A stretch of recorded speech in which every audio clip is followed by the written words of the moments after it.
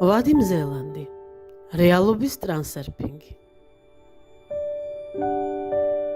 ზედამხედველის გამოცანა. რა არის ბედი? არაერთი ინტერპრეტაცია არსებობს. ერთნი ფიქრობენ, რომ ბედი არის მძიმე ჯვარი, რომელიც წინასწარ განსაზღვრულია და ვერსად გაექცევი. ეს ერთგვარი სიმშვიდესაა პასუხისმგებლობის ჩამოხსნა მხრებიდან. რა ვქნა, ჩემი ბრალი არაა, მე ვერაფერს გავხდები, ბედი მაქვს ასეთიო. ფიქრობენ და მაინც ეს მოსაზრება უსამართლობის შეგრძნებას იწვევს, რა თქმა უნდა. გამოდის თუ დაბალი ხარისხის ბედის შემხვდა, მორჩა და დამთავრდა? არაფერს აღარ აქვს აზრი, რა ჩემს შრომას, არც სწავლას, არც მონდომებას, რა უსამართლობა. ზოგს ფაიფურის თეფშზე მიერთმეული შეხვდა, მე კი მუდმივი უქონლობა მხვდა წილად. რა დააშავეს მათ, ვინც მუდმივ არქონაში ცხოვრობს. და აქვე ჩნდებიან პასუხები, რომელს წარსულის ცოდვებია, რომელიც არც კი გვახსოვს, რომ შეიძლება წინაპრის ნაჭამმა ტყემალმა მოკვეთა კბილი. კი, მაგრამ მე იმ წინაპარს არც კი ვიცნობდი. ასევე ხშირად მსმენია მოტივატორებისა და კოუჩებისგან. გინდა იყო ბედნიერი, მაშინ იყავი.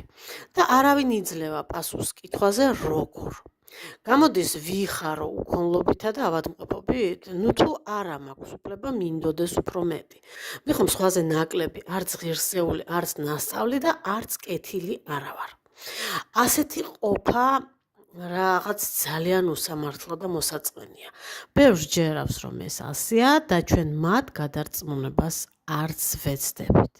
და მაინც გამოსავალი არის გზა, რომელიც მიზნების მისაღწევად დაუსრულებელ ბრძოლასა და უზომო თავდადებას არ მოითხოვს. ეს გზა იმდენად უბრალოა, რამდენადაც სასიამოვნო. დამეთანხმებით, რომ ბედის კონცეფცია ეყრდნობა ისეთ საწყის წერტილებს, რომელთა დამტკიცება შეუძლებელია. მაგალითად, მატერიალიზმი ეყრდნობა მტკიცებულებას, რომ მატერია არის პირველადი, ხოლო გონი და შემეცნება მეორადი. იდეალიზმი პირიქით საწინააღმდეგოს ამბობს, მაგრამ არც ერთი არაა დამტკიცებული. თუმცა სამყაროს მათეულ მოდელს ბევრი დამცველი ყავს. ყველა რელიგია, ყველა ფილოსოფიური თეორია თავის მომხრეებს მიმდევრების ჯგუფებს ქმნის. თითეული მიმდინარეობა გარკვეულწილად სიმართლეა და გარკვეულწილად მცდარიცაა. ჩვენ ვერასდროს აღვწერთ აბსოლუტური სიზუსტით ჭეშმარიტებას. ყველაფერი ფარდობითია. როგორც ცნობილ იგავში სამ ბრმაზე, სადაც ერთმა სპილოს ხორთუმს მოკიდა ხელი, მეორემ ფეხს, მესამემ კი კუდს. სამივე სხვადასხვანაირი გონია სპილო, თუმცა სამივე თავისებურად მართალია. თქვენ ალბათ გსმენიათ იდეის შესახებ, რომ რეალობა ილუზიაა, რომელსაც ჩვენ თავად გქნით. თუ ასეა, საიდან მოდის ეს ილუზია?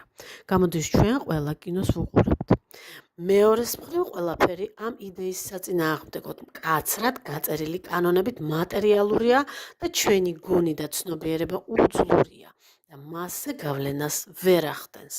მაგრამ ადამიანებს გვჩვევია დავგმოთ და უარყოთ სიმართლე, რომელიც ჩვენსას არ ემთხვევა. არ ვფიქრდებით იმაზე, რომ ორივე სიმართლეა, უბრალოდ სხვადასხვა რაკურსით დანახული. ყველა თეორია მუშაობს და არსებობის უფლება აქვს. ასევე მუშაობს ნებისმიერი კონცეფცია ბედისა. თუკი თქვენ გადაწყვეტთ, რომ ბედი ეს რაღაც წინასწარ გადაწყვეტილ დაკანონებულია, რომ ისი შეცვლა შეუძლებელია, გამოდის თქვენ ბედს ნებაყოფლობით გადასცემთ ხელში სხვას. მნიშვნელობა არ აქვს ვის. ხდებით პატარა ქაღალდის ნავი დიდ ტალღებში. ხოლო თუ თვლით, რომ თავად ხართ თქვენი ბედი ღბლის შემქმნელი, მაშინ თქვენ შეგნებულად ხელში იღებთ სადავეებს და ებრძვით ზღვის ტალღებს. ორივე ვარიანტი გამართლებულია, ანუ ორივე მუშაობს, რამე თუ თქვენთვის მუშაობს ის ვარიანტი, რომელსაც ირჩევთ, რომლისაც გჯერავთ.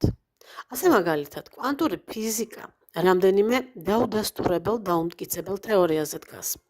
ვერ დამტკიცებადია, იმიტომ რომ მიკროსამყაროს ობიექტი კვანტურ ფიზიკაში ხან იქცევა როგორც ნაწილაკი, ხან კი როგორც ტალღა. ისევე როგორც იგავში. ერთი ბრმისთვის სპილოს ფეხი არის ბოძი, მეორესთვის კი ხორთუმი, გველი.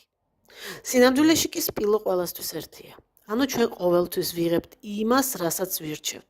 რეალურად მეცნიერების ყველა თეორია ჭეშმარიტია, უბრალოდ სხვადასხვა რაკურსითაა დანახული. ზედამხედველის გამოცანის ამოსახსნელად ჩვენ საწყის წერტილად ავიღებთ სამყაროს, მრავალ სახეობას, მრავალ ვარიანტიანობას. დავიწყოთ იქიდან, რომ გამოვლინების ფორმებს უნდა გქონდეთ პირველ წყარო. საიდან მოდის ეს მრავალფორმიანობა? სადაა ჩაწერილი სამყაროს კანონები? ჩვენი სამყარო თავს დროსა და სივრცეში მატერიის მოძრაობით ავლენს. ეს მოძრაობა გარკვეულ კანონებს ექვემდებარება. როგორც ვიცით, წერტილები განლაგებულია გრაფიკზე გარკვეული მათემატიკური ფორმულების შესაბამისად, მაგრამ ფორმულები ისევე როგორც კანონები ადამიანის გონის აბსტრაქტული წარმონაქმნებია, შექმნილი აღქმისა და გაგების სიმარტივისთვის. ნაკლებ შესაძლებელია ბუნება ამ ყველაფერს სადღაც ინახავდეს. ჩვენ ცოდნაში მოძრაობას რაღაც კანონის შესაბამისად წარმოვიდგენთ. ბუნებაში კი ეს ყოველი ნატურალური ფორმითაა ჩადებული, როგორც მიზეზთა და შედეგთა უსასრულო სიმრავლე.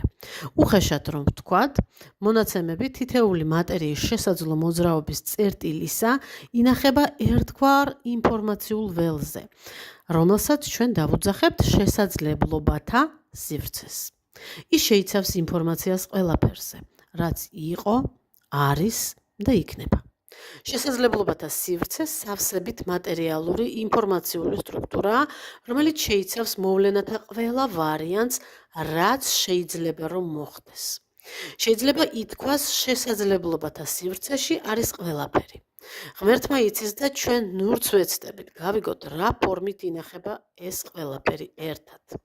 ჩვენი მიზნებისთვის ამას დიდი მნიშვნელობა არ აქვს. მთავარია შესაძლებლობების სივრცის არსებობის წარმოდგენა გვემსახურება როგორც შაბლონი, როგორც საკოორდინაციო ბადე ნებისმიერი მოძრაობისა, სივრცესა და დროში. შესაძლებლობების სივრცის ნებისმიერ წერტილში არსებობს ამა თუ იმ მოვლენის ვარიანტი. უბრალოდ რომ ვთქვათ, ვარიანტი შედგება სცენარისა და დეკორაციებისაგან. დეკორაცია გარეგანი მხარეა, სცენარი კი მატერიის სამოძრაო გზა. სიმარტივისთვის ამ ვარიანტებს ვუწოდოთ სექტორები. თითეული სექტორი, ყველა სექტორი თავის სცენარს შეიცავს. რაც უფრო დიდია სექტორებს შორის დაშორება, მით განსხვავებულია მათი სცენარები. ადამიანის ბედიც მრავალ სექტორადაა წარმოდგენილი. ბედის სცენარსა და დეკორაციაზე თეორიულად არავითარი შეზღუდვა არ არსებობს. ადამიანის ცხოვრება, როგორც ნებისმიერი სხვა მატერიის მოძრაობა, მიზეზ შედეგობრივ ჯაჭვს წარმოადგენს. შედეგი სივრცეში ყოველთვის ახლოა განლაგებული თავის მიზეზთან. ერთი მოსდევს მეორეს და ასე ეწყობა ცხოვრების გზა, სანამ არ მოხდება რაღაც, რაც სცენარს ცვლის და ცხოვრება გზიდან რადიკალურად არ გადაუხვევს და ცხოვრების სხვა გზაზე არ გადავა. წარმოიდგინეთ, რომ უყურებთ სპექტაკლს.